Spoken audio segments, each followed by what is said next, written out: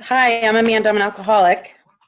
Like I said, this is my first time on an online meeting, and I'm 32, but I'm really much older than that. When Nick asked me to do this, I was like, "Well, do I have to have like a headset and a microphone like people have for video games? I don't understand any of how to do this. So this is very cool to me that this is happening. But I thought maybe for the topic today we could do we agnostics or just like steps 1, 2, and 3, kind of what I'm going to base my share on. But my first meeting was around the age of 17.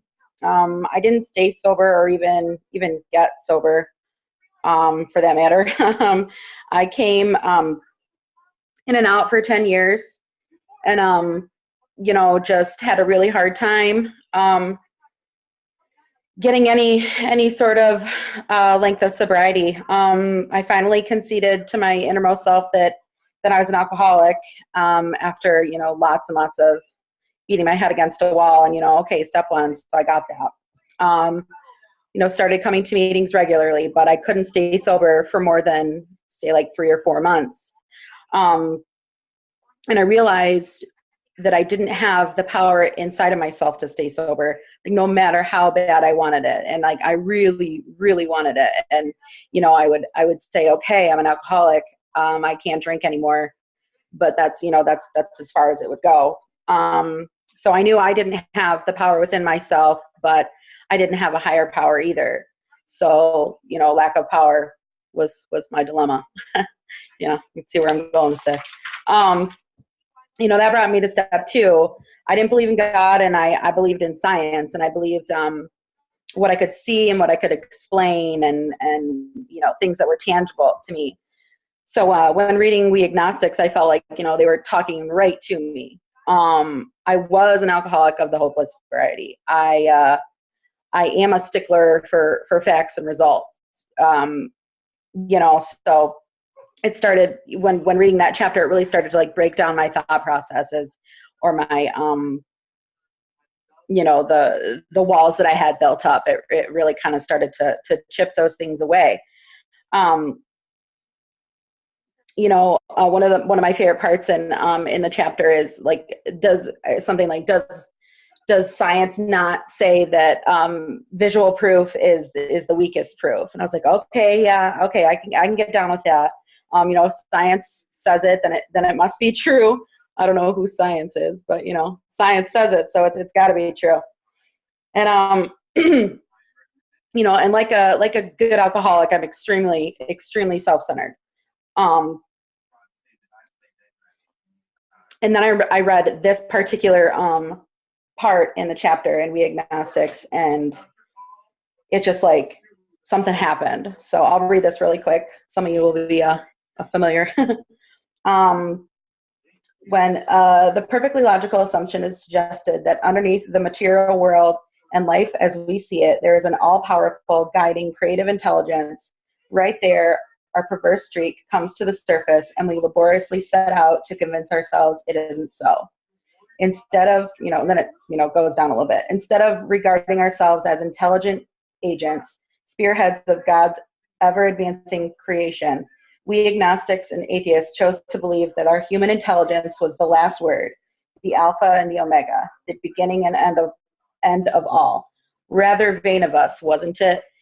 I mean, I read that and I was just like, holy moly, something happened, something changed. And I was like, dang, yeah, that is really vain.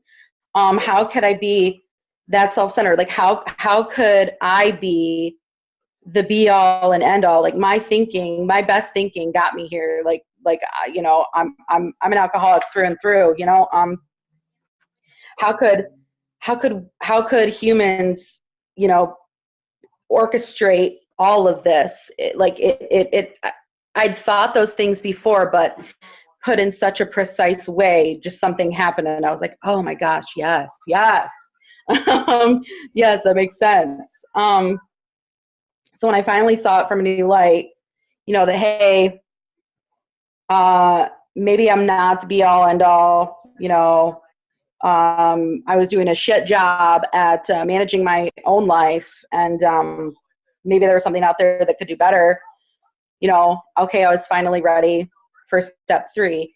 And, and that took me into a whole other process of searching on the internet and research and finding the right prayer, because, I'm such an alcoholic, so self-centered, like, well, this is exactly what I believe. And, I need to find something that's totally in line with what I believe, or what I don't believe, or what I don't know. And, that's the only way that I'm going to turn my will over to any sort of God that there may be, which is crazy. And, a lot recently, there's just been these God moments happening in my life. There's been these God moments happening in my fellows' lives that I just look back and I say, dang, like, if that's not God, I don't know what is. But it's been a really difficult process for me to get here, to believe in a higher power. Like, that's always been my biggest struggle. That's what kept me, sorry, an alarm's going off. That's what kept me going back out, and prevented me from staying sober and leading this life that I lead today. God is God is it. God, my higher power taking my life. It's the only thing that is gonna work. So I'm just really thankful for we agnostics as a whole. And I don't know, I'm losing my train of thought, but I feel like maybe I've talked long enough. Thanks for letting me. What? Oh, no. Okay, well, anyway, thanks for letting me be here, and thanks for letting me share. I really will come back to this meeting again. I'm the queen of isolating, so if I can isolate and also be at a meeting, that's rad for me. I'll do that for sure. So thank you. Thanks for having me.